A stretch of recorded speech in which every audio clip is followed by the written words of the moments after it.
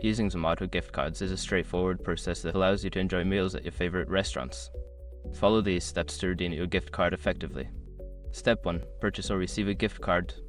You can buy a Zomato gift card online or receive one from a friend or family member. Ensure that you have the gift card code handy, which is usually sent via email or printed on the card. Step 2. Log into your Zomato account. Open the Zomato app or website and log into your account. If you don't have an account, you will need to create one to use the gift card. Step 3. Navigate to the gift card section. Once logged in, go to the profile section or the wallet area of the app or website. Look for an option that says gift cards or add gift card. Step 4. Enter the gift card code. In the gift card section, you will find a prompt to enter your gift card code. Type in the code accurately and click on redeem or add to apply the gift card balance to your account. Step 5. Use your gift card balance. After successfully redeeming the gift card, you can now use the balance when placing an order. Simply select your items, proceed to checkout, and choose the gift card balance as your payment method. Enjoy your meals with the gift card balance and make the most of your dining experience.